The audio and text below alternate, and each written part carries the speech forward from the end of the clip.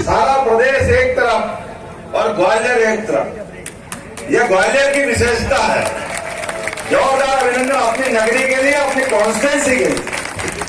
अतीत के काल में जब जब भी ग्वालियर से कोई धारा बहती है, और धारा तो क्या बहती है, जब कभी कोई स्वाभिमान को चोट पहुंचे या कोई अपनी विचारधारा को खसकर जनसंघ के जमाने से, हम याद करें स्वर्गीय राजमाता सिंधिया जी को, जिन्होंने अपने बलबूते पर कांग्रेस के लोग शुरू से खटर पटर करते मानते ही नहीं है, उनके दिमाग में हमेशा उल्टा ही चलता रहता है। अब उनको नहीं मालूम वो राजमाता जी से टकरा गए। राजमाता जी कहां कम पड़ती, ठिकाने लगा दिया 1967 में, अपने बलबूते में सरकार बदला। जोरदार अभिनंदन करो हमारे स्वर्गीय राजमाता जी का। हम उस पुरुषार्थ को याद करें, पराक्रम को याद करें। और ऐसे के ऐसे ही काल में अभी सिंधिया जी, जोरदार अभिनंदन करो श्रीमान सिंधिया जी का। या ग्वालियर के खून को कोई चैलेंज करे तो सहजता से कोई कैसे बर्दाश्त कर लेगा, इतना सरल नहीं है। और विशेषता देखो तो हमारी राष्ट्रवादी विचारधारा के बलबूते पर ग्वालियर की धरती तो सदैव नम्य है।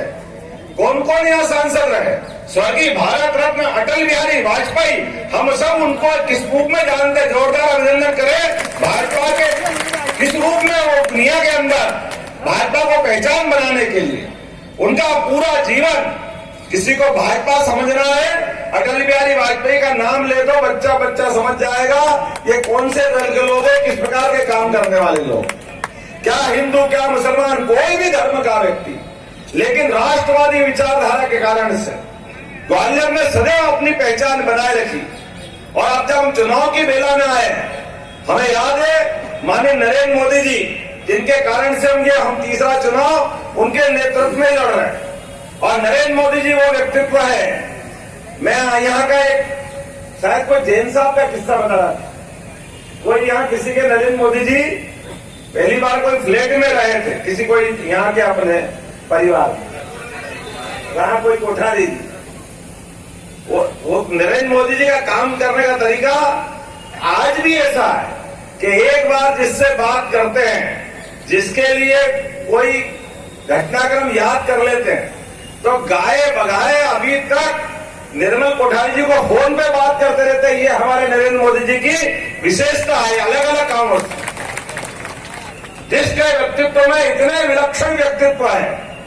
हमारा प्रदेश तो विक्रमादित्य वाला प्रदेश है, जिसके अपने गुणों की बात करें या भगवान कृष्ण की शिक्षा स्थली की बात करें, ये प्रदेश वाकई कल हमारा संकल्प पत्र माननीय मोदी जी ने विमोचित किया है, जिस विमोचन के माध्यम से भविष्य में भारत की निगाह, भारत की दिशा और भारत का स्थान क्या बनना चाहिए, वो पूरा का पूरा संयोजित किया गया है। और उस संयोजन करने में क्या महिला, क्या किसान, क्या युवा, क्या गरीब, क्या सीमा पे बैठा हुआ जवान, सारे लोगों के साथ वर्तमान के आधुनिक साइंस के समय में जो अत्याधुनिक रूप से हो सकता है, वो सबको जोड़ा है। और कुल मिला के भारत को दुनिया का नंबर 1 देश बनाने का संकल्प उसमें लिया है। हमारा भाग्य है, ये हमारा सौभाग्य। कहां लंबा समय मिला कांग्रेस को, लेकिन कांग्रेस और कांग्रेस के सारे लोग केवल अपने लिए लड़ते रहे, केवल व्यक्तिगत बात करते रहे। और उसके उलट माननीय नरेंद्र मोदी जी के शासनकाल में हर वो प्रश्न, जिस प्रश्न में लोग उत्तर में घूम जाते हैं, लेकिन ऐसे प्रत्येक कठिन प्रश्न का उत्तर ढूंढा है हमारे नरेंद्र मोदी जी ने। कोई कल्पना करता है कि वो अपने देश के अंदर यहीं से उड़ के तो गए थे हवाई जहाज, पाकिस्तान के अंदर यहीं से गए थे ना। जोरदार ताली बजाओ। ये ग्वालियर को कितने बार नमस्कार करूं, दिल्ली नहीं भरता। कितने किस्से याद रखूं, मैं पढ़ पढ़ के परेशान रहता हूं आपके पराक्रम के पुरुषार्थ।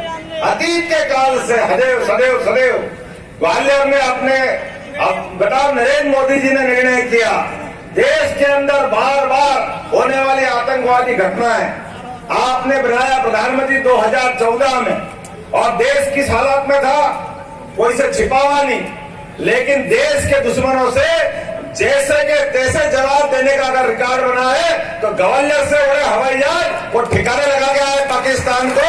ये रिकॉर्ड अगर कहीं से बना तो केवल प्रधानमंत्री नरेंद्र मोदी के कारण बना। और भूले भटके गिर गए। याद करो हवाई जहाज सहित अभिनंदन बड़ी बड़ी मूछ वाले, वो पाकिस्तान जो हमारे सेना की सैनिकों की और सीमा की परवाह नहीं करता था, लेकिन हमारा आदमी जहाज लेकर मारने का, बम गिराने, और कोई कारण से वहां लौटते आने में जहाज पे पाकिस्तान की सेना ने अटैक करके जहाज गिरा दिया। हमारा आदमी उनके हाथ में चला गया। कल्पना कर सकते हैं पाकिस्तान का वो पुराना समय कि हम उसके घर में जाके बम गिरा रहे हैं।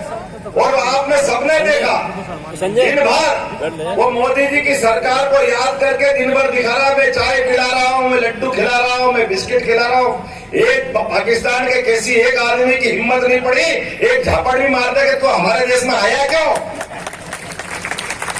उनको मालूम था भूल से भी अगर इसके साथ कुछ कर दिया तो पाकिस्तान के साथ वो होगा कि शायद नक्शे से ही नाम मिट जाएगा पाकिस्तान का दुनिया के कि कोई देश था।